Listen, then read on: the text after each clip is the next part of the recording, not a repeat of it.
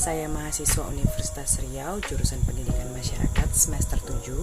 Tujuan saya membuat video ini adalah untuk memenuhi tugas magang mandiri saya yang sedang berlangsung di UPT SPNF SKB Kota Pekanbaru. Baiklah, di video kali ini saya akan mempresentasikan program magang mandiri saya, yaitu Focus Group Discussion atau biasa dikenal dengan FGD, tentang pendidikan andragogi bagi pamong dan tutor yang ada di UPT SPNF SKB Kota Pekanbaru.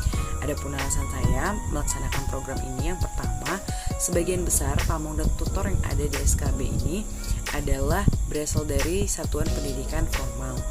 Hal ini tentunya mereka lebih sering menggunakan metode pedagogi dalam mengajar, sehingga pendidikan andragogi masih terdengar asing bagi mereka.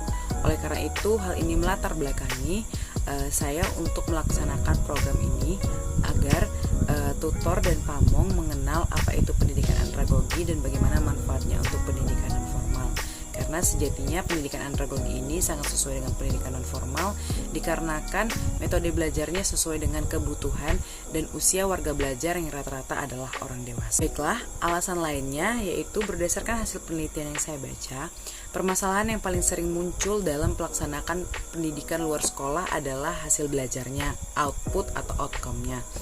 Ketidakmampuan peserta memahami dengan baik materi dalam bentuk pengetahuan, sikap, keterampilan merupakan indikasi kurang berhasilnya kegiatan pendidikan luar sekolah.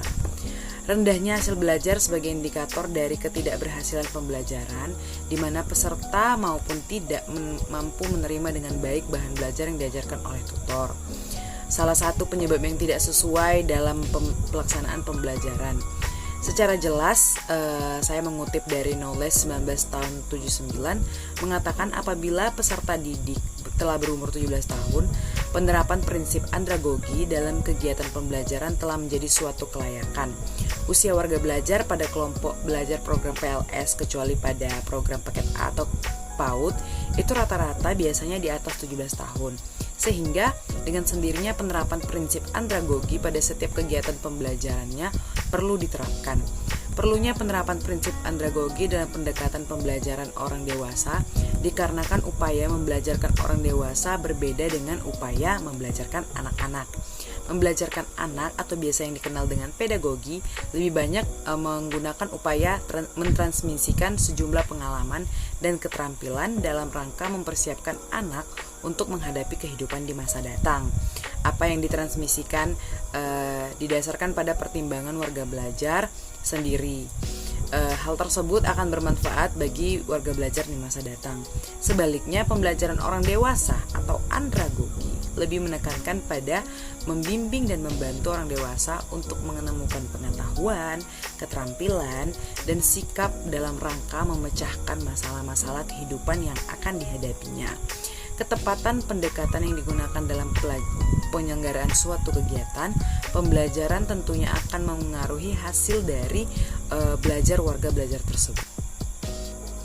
Kemudian, pendidikan andragogi ini juga banyak manfaatnya untuk dipelajari oleh pamong dan tutor.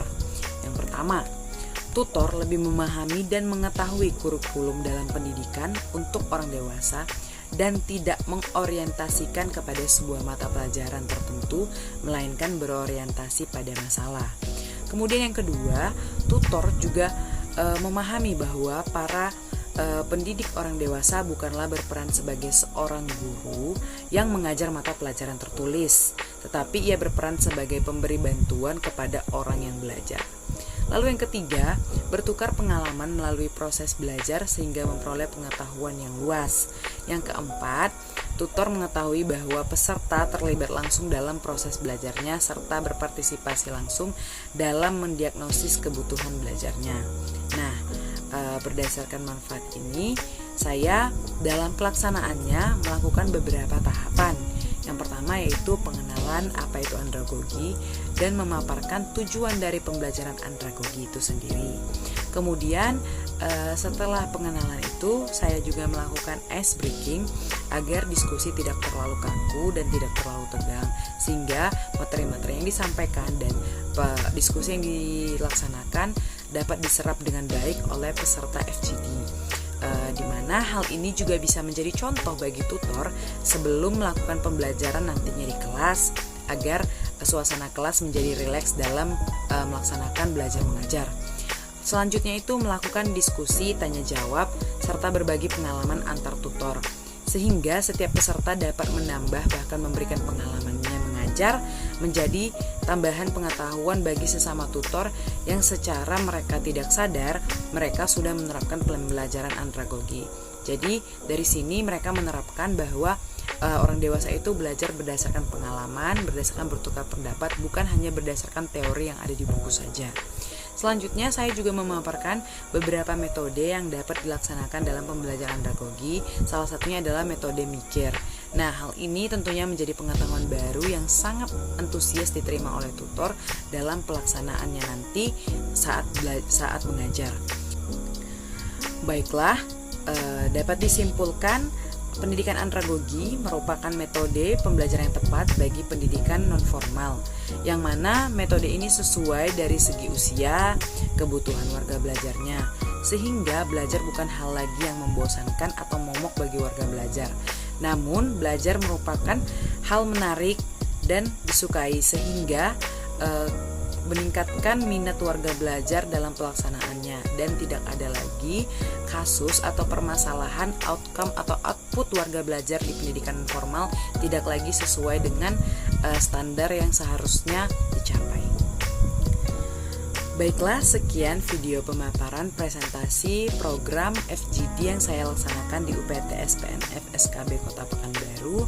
Lebih dan kurang saya mohon maaf. Semoga video ini bermanfaat bagi setiap yang menontonnya.